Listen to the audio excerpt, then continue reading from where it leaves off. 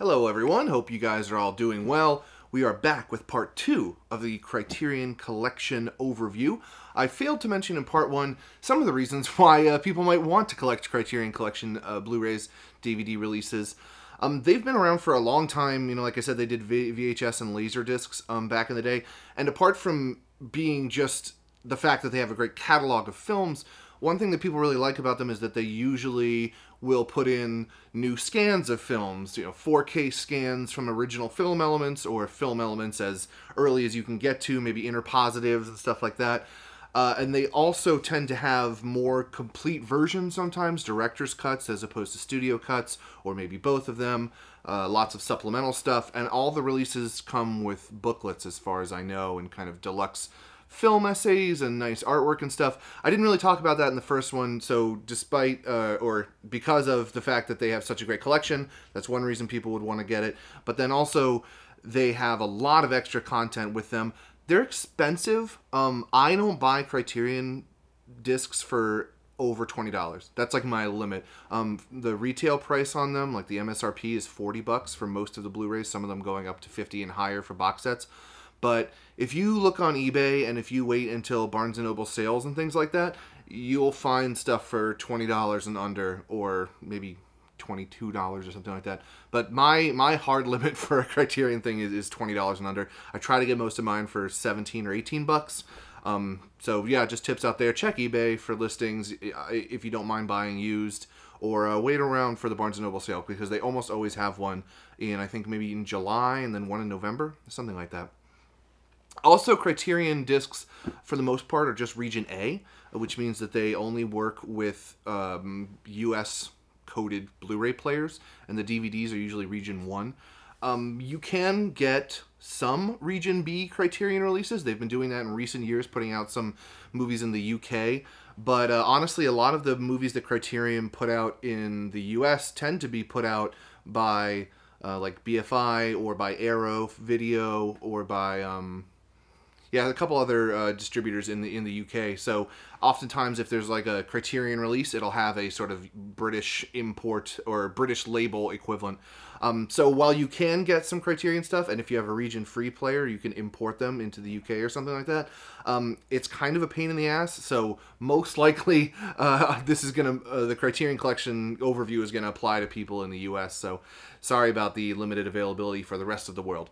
All right, without further ado, let's dive back into some more of my films, talk about why I bought them, which ones I've seen, which ones I'm looking forward to seeing. Next up in the collection is actually a perfect example of what I was just talking about, and that is Terry Gilliam's Brazil from 1985. This is spine number 51. And this was a notoriously troubled movie on its release. And this version right here contains both the director's cut, which is 142 minutes or something around there, and it also contains the original studio cut, which is like a 94-minute version. It's called Love Conquers All version in this particular box set, and it's basically like a cut-down version with a happy ending. So an example of why you might want to collect Criterion stuff is that you get both of the cuts and you know, like a booklet on the inside, like I said. Yeah, I really love Brazil. I haven't seen it in a couple of years. I like Terry Gilliam stuff. It has the humor of Monty Python, kind of the nihilistic, absurdist approach to some of the things. But then this particular movie also goes into the whole Orwellian, Aldous Huxley, you know, state surveillance sort of stuff, which is, if anything, more relevant than ever. And it's kind of just about the ridiculousness of bureaucracy and societal structures and humans getting lost in that kind of mad system. So it's a really great film. It's one of the newer ones from what I've seen so far. Most of the ones I showed in the first episode were like 50s, 30s films. This is 1985, so a little bit later on. But it's a real classic, and yeah, you get both cuts here. You should definitely check it out. Brazil. And the nightmare of reality. We're all in this together. Terrorist bombings. I don't think it involves anything unsavory. You trust me, Jack? And late night shopping. Here's a nice box set for you, the Sanjuro and Yojimbo box set from, again, Akira Kurosawa, spine numbers 52 and 53. These are also available as individual Blu-rays. These are just the kind of standard clamshell cases, but you can get them in this slipcase. I mean, these movies have been talked about a lot. Most often, I think, in reference to the fact that the Clint Eastwood Man with No Name trilogy, the Dollars movies, kind of crib some of the style from this. The whole wandering samurai coming into a town in Yojimbo and putting two clans against each other. And sort of a similar thing with Sanjuro. I haven't seen Sanjuro in a while, so I can't actually recall exactly what... I know a lot of it takes place in like a single like temple or something like that, and he's working with townspeople to maybe oust... I don't know. I haven't seen it in a while, so I'm sorry that I'm giving a bad description of it. But these are two samurai classics. Where are they from? I think like 1961 and 2. Yeah, 1961 and 2. So after Seven Samurai, after Rashomon, a little bit later in Kurosawa's samurai stuff. Yeah, they're really nice. They're beautifully shot. If you know Yojimbo, the last scene in Yojimbo where he just and then the blood from the everywhere. Oh, it is just an iconic moment of samurai film. Totally, beautiful set from Kurosawa. Can't go wrong with it. Yeah, definitely pick it up, or at least pick up the individual ones. I think a lot of people would say Sanjuro's a little weaker than Yojimbo, but great films nonetheless. 刀かピストルか宿命の対決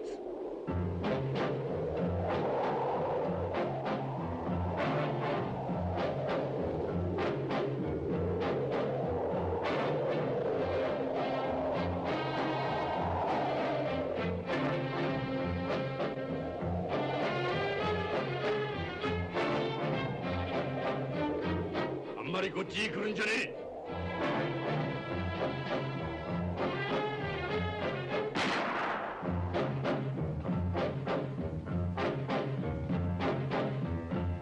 Here we have at spine number 56, another earlier Hitchcock movie from 1935, that is The 39 Steps. Again, earlier in Hitchcock's phase, kind of where he was more like a spy thriller sort of genre director rather than like I don't know what you would call it, anxiety psycho thrillers that he would do with Vertigo and stuff. This one, I really enjoyed this a lot. I just saw it for the first time a couple months ago. It's similar to some of his other ones where kind of this man and this woman get caught up in this international conspiracy and sort of travel throughout Europe, and they're trying to get information to people, but then they realize the people are maybe not who they thought they were, and things that they thought were murders were actually cover-up, all that kind of stuff. Really good. Again, as with Lady Vanishes, from that time period, Hitchcock was working with kind of like comedy thrillers, so there's a lot of really good bits of kind of romantic comedy stuff in here, and a really satisfying kind of ending that loops around the story to the beginning, which is always a really cool thing. I like to see that. So yeah, a classic from Hitchcock, 39 Steps.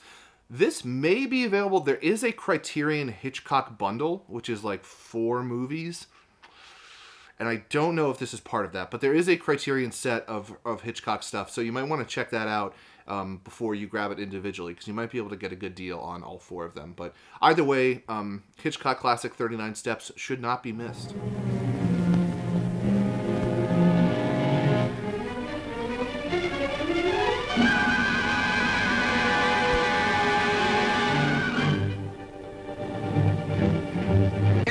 Next on the docket is a movie I actually just watched for the first time last week, and that is Charade, if you will.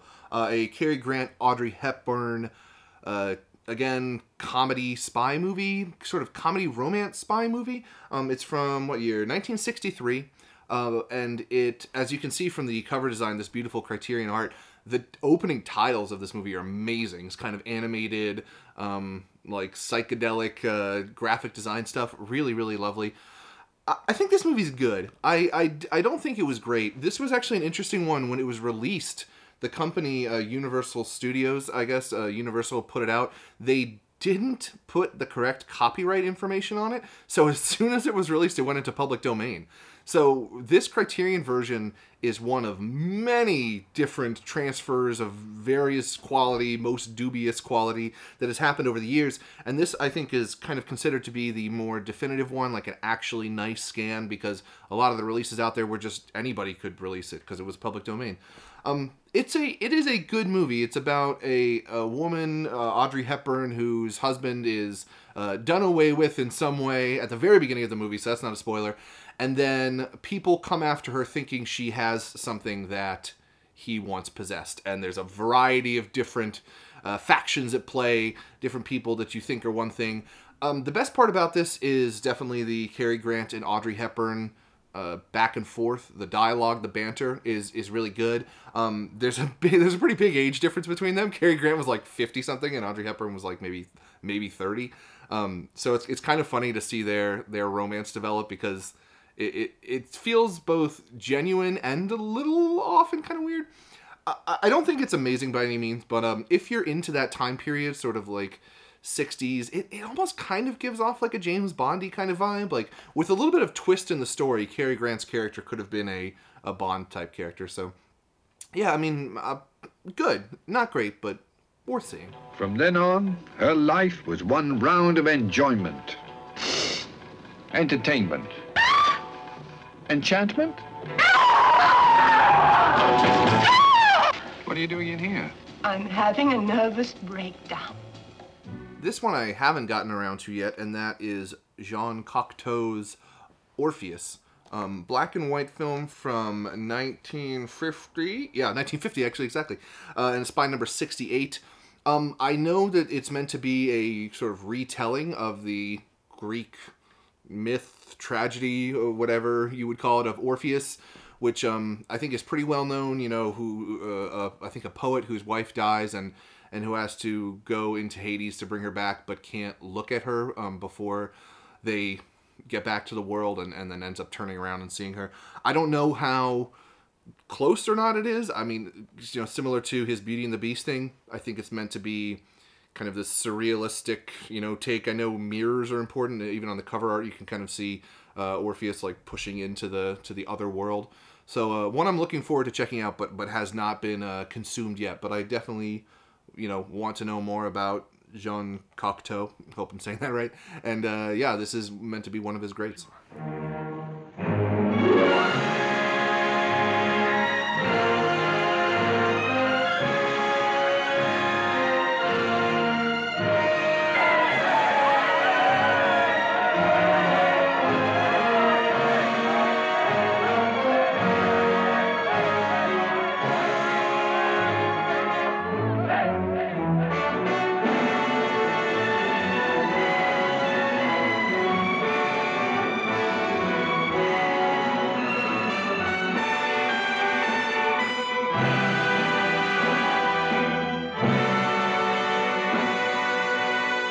About to be a common theme with the next couple movies. I haven't seen them. This is probably one that I know almost the least about of any of them in my collection, and that's because a couple of these Blu-rays I was able to get from Second and Charles for like $7.50 a pop. I mean, I just couldn't pass. You can't pass up a $7 complete Criterion movie, you know. So this is a Brief Encounter, filmed by David Lean.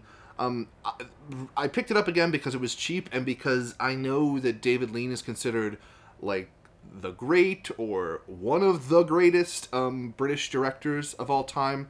I know this is an adaptation of a play, and I think it's kind of about like a very brief, but doomed sort of a liaison. This is from 1945. And it's spine number 76.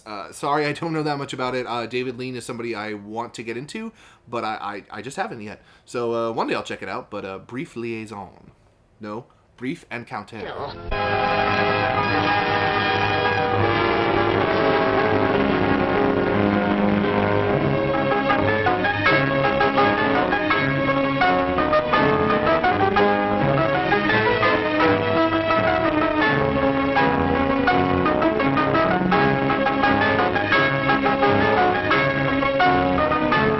Here's a film that's been on my shelf and not seen yet, and that is Kwaidan, a film, or Kaidan, is how I guess you say it on the back, a film by Masaki Kobayashi.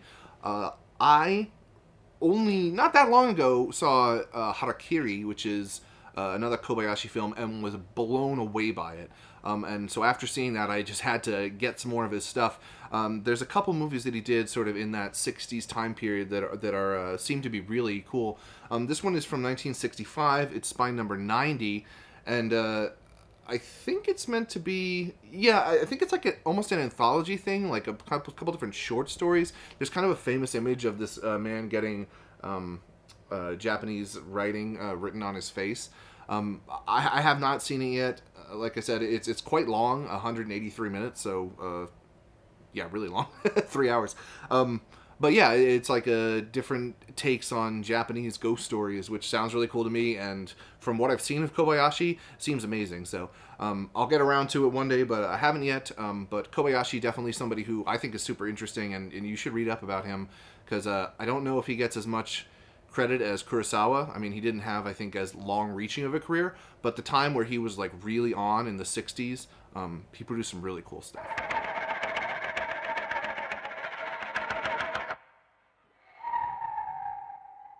数々の伝説の中に脈々と生き続けた日本人の人真実はこの混沌の現代へのプロテストとしてここによみがえる。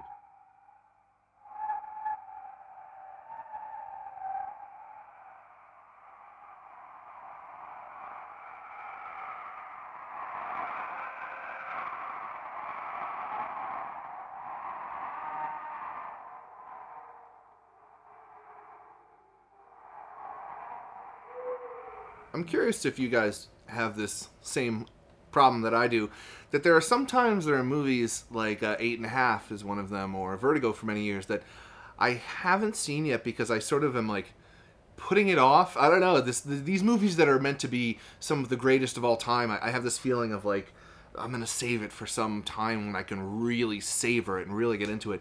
And this next movie is tangentially related to that because it's part of a trilogy. I guess you would call it like the modern malaise trilogy, the ennui trilogy, and that is La Avventura by Michelangelo Antonioni. So along with the films La Eclisse and La Notte, are meant to be 3 movies that he made kind of in a similar time period, of similar ideas, kind of the like I said, the ennui, the longing for something more in modern life that young people in the 60s and late 50s and early 60s were having. This movie is from 1960. I believe it's about people who go on a trip, and one of them, I think, falls off a cliff or dies or something, and then they search for her. Honestly, I don't really know. Like I said, it's a movie that I want to get into, but I have felt like I need to be in the right state of mind to consume the trilogy and really get the most out of it. It looks beautifully photographed from what I've seen. Spine number 98. An Antonioni film. Criterion has a number of his movies. Yeah, and most of them from the 50s and 60s that are meant to be like real masterpieces. So, La Avventura. One day I will get around to covering the Ennui trilogy, and yeah, we can talk about it more then. L'Avventura, il capolavoro di Michelangelo Antonioni, la risposta italiana alla Nouvelle Vague, il film che sconvolge la critica, freddo, perverso, geniale. L'Avventura. Non vi fu mai prima film più difficile, un atto d'amore per il cinema più completo. L'Avventura di Michelangelo Antonioni, con Gabriele Ferzetti, Monica Vitti, Lea Massari. And the last film for today is a truly scary movie. It's called The Vanishing, by George Sluizer. Yeah, where is Dutch? There you go. It's a creepy movie. You may know this from the remake, which I think starred Jeff Bridges. But this is a movie about a man who obsessively searches for his girlfriend who mysteriously disappeared. And the creepy thing about it is that it really goes into the in-depth facets and details, the psychological and practical preparation of what it takes to kidnap somebody. And it's very disturbing in the sense of seeing intimately into the mind and experience of somebody who, from all intents and purposes, or from the outside, appears to be a normal dude, and what he kind of gets up to and is capable of. This one is from 1988, so again, a little bit later, and like I said, it was remade in English eventually, but it's very good. Not a conventional thriller in the sense of like obvious thrills and scares, but really just a disturbing under your skin kind of thing. Like when you finish it and you know what happens at the end to the man and how the whole thing wraps up. it just feels bad. It feels creepy. It feels creepy that this kind of thing could happen to anyone. So, The Vanishing, I definitely recommend it. I haven't seen the remake. One day I'd like to get around to it, but yeah, really strong pick.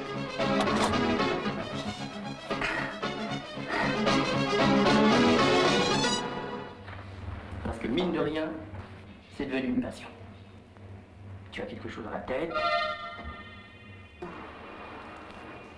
Vous êtes un menteur. Menteur? And that's going to be the end of our part 2. Hopefully this is still fun and interesting for everybody to watch. I'm going to continue on with part 3. We're going to keep trucking through my Criterion Collection Blu-rays. I hope I can count on you guys to be in the next one. Bye.